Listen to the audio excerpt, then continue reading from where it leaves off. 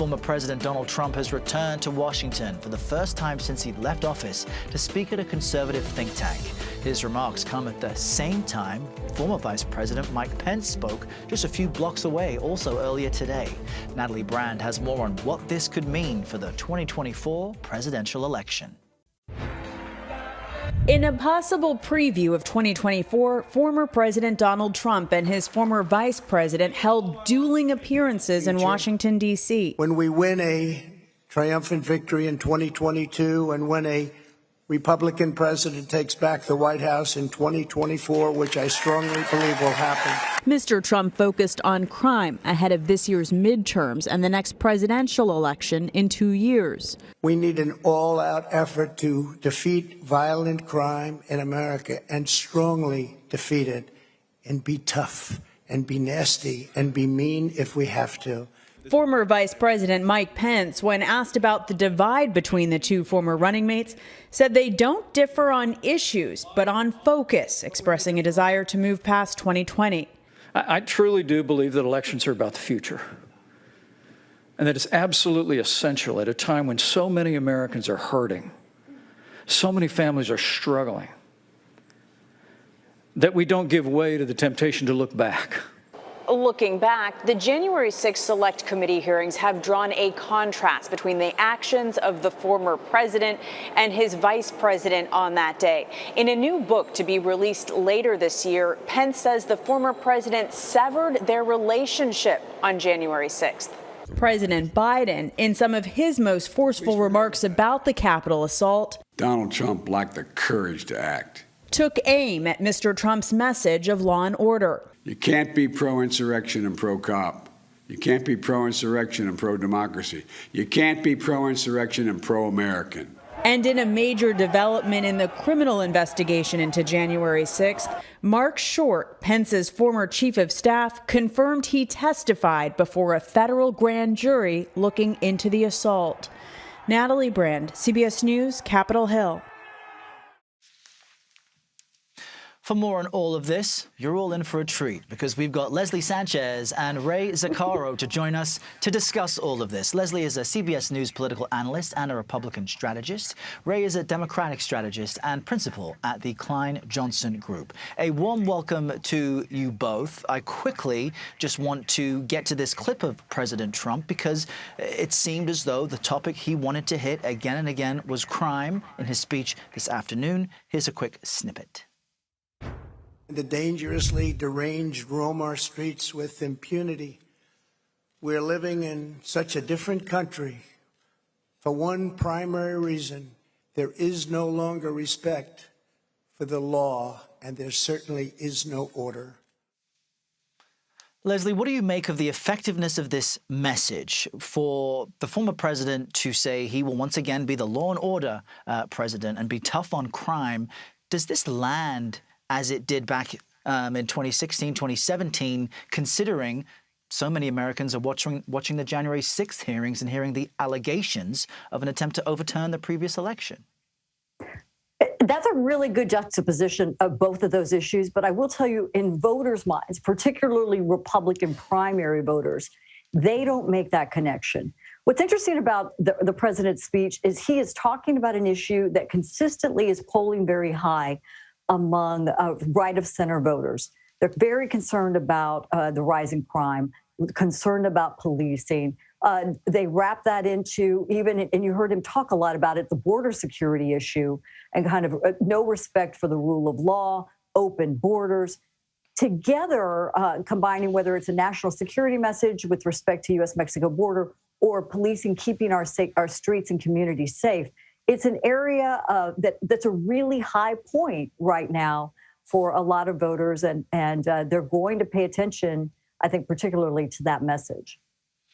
And Ray, on that point, violent crime rates in many places in the country are up. I mean, no matter what party you're affiliated with, if any, you may personally feel that something different needs to be done to address it. In your view, are Democrats potentially vulnerable on this issue as we look at the midterms and how this messaging may evolve? Well, first, thanks, Earl, for having me on again. And I'll say this. Forgive me if I take comments about crime and the rule of law from a man who attempted a coup and overthrow of the government and to throw out the results of elections and who's under multiple investigations for criminality. However, that being said, look, unquestionably, there are a lot of issues on voters' minds. Their quality of life, their personal economies, their dealing with a changing, ever-changing role of COVID in society. And right now, one of the biggest issues on people's minds is the overturn of Roe v. Wade. I think that if you're talking about issues that people are affected by, right at the top of the consideration of a lot of voters, Democrat, Republican, and Independent, is the concern about the pressures of the freedoms deteriorating from people's very eyes, the threats against things like marriage equality, settled law that we've come to enjoy in this country. I think that those things are really at the forefront of voters' minds right now. There was another interesting component at play today. You had former Vice President Mike Pence holding his own address. And Leslie, he once again, we seem to keep waiting for this, but it doesn't really happen. He avoided any criticism of former President Trump. He dodged it once again. Surely there's a political reason, perhaps a personal reason. During the January 6 hearings, we heard allegations about the president. Effectively, he made it dangerous for the former vice president. What do you make of his reluctance, VP Pence, in criticizing former President Trump, and how long do you think that's going to last? Errol, another really good point. I think this is a case where the former vice president was reading the room. If you look at the comments in terms of how his speech was received, it was pretty flat. They didn't like his energy. They didn't like what he was saying. They called him a traitor. There were certainly individuals who appreciated the vice president being there. But in terms of favorability, even now, compared to the former president, he's almost a man without a party. There were so many people thinking, just in conversation, he should be a Democrat. That is not a party that is in favor of you and looking lovingly, at you as you give your speech and start positioning yourself for 2024. That's going to be his challenge. So had he compounded that lack of favorability with criticism of Trump, it would have been a really difficult speech to deliver. But times will change, as was just raised, as investigations continue, as there's possible Department of Justice criminal charges, as the political dynamic and the judicial dynamic change, the voters' minds may change. But I think Pence has a very high hill to climb.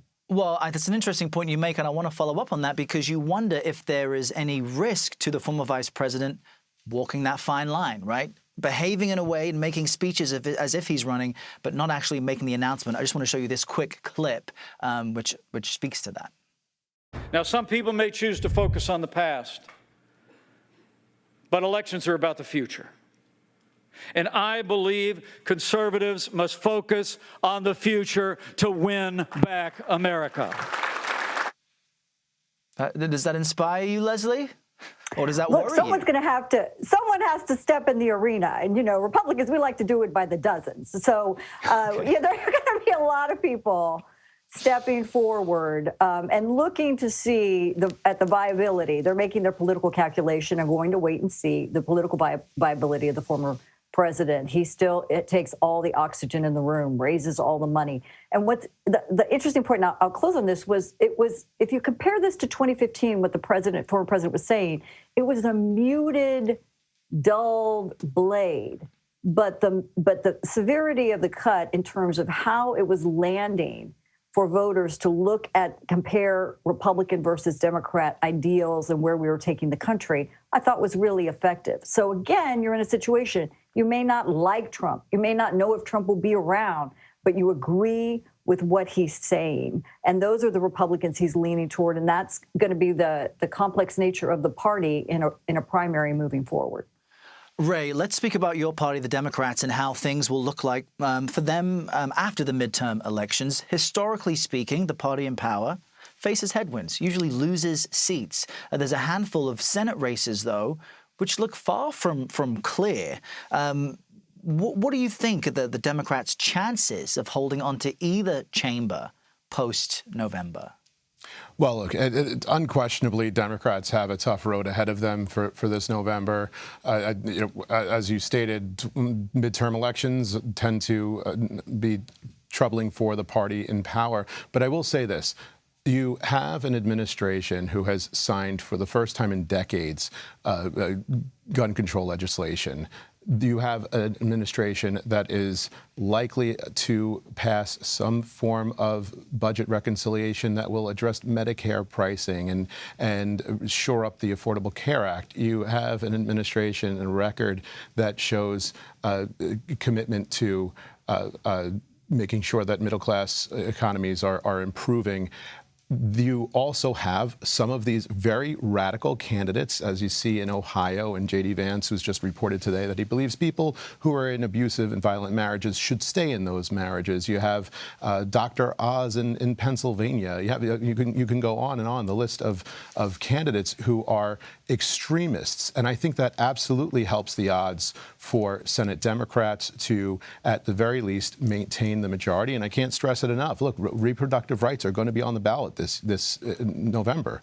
I think that it helps a lot of candidates who may have been in a little bit more trouble prior to that decision. There's no question, though, that the value right now, the values for Democrats to be talking about are the kitchen table values that they care about most, that voters care about most. People care about housing, they care about education, they care about health care, they care about their own economies. And that's what Democrats are going to be talking about in November. And Leslie, let me ask you about Ray's point, because we began this conversation by noting former President Trump is hitting that crime message, and you alluded to the fact that, look, Republican primary voters eat that up with a biscuit. I don't think you used that phrase, but it's the type of messaging. Thank you, Errol. There you go. There you go. Nice. It's the messaging that lands with them. However, are you worried about some of the primary candidates, and Ray is here calling them radical and extremist, could actually jeopardize a general election win? You know, if you go back to several midterm election cycles, we've sweated that many times. Yeah. When you think about some of our candidates, we've gone through some odd ones, to be very transparent and fair, but so have the Democrats. And I think the current right now is obviously, for historical reasons and for economic reasons, in favor of Republicans. They're feeling very bullish about it. All of those other things, when you blow past and kind of listen to the signal that voters are sending is this is an economic election. This is a pocketbook election. They're very frustrated about increased inflation, very frustrated, and believe that the fault of that lies on the Biden administration for inflating and artificially holding up the economy with all of these payments that went out for, across the country. And now that those surplus payments have ended, and now they're paying the price and taxes are going up and they're feeling the pinch everywhere. So that's going to be top of mind for the foreseeable future. And as long as that is, I think regardless of how much you may like these candidates, are going to look for the one that's more economically conservative or at least going in a different direction. Well, it's great to speak with you both, Leslie Sanchez and Ray Zaccaro, wrapping up our pilot episode of Biscuits, Gravy, and Politics. Great to chat with you both. Well done. Thank you.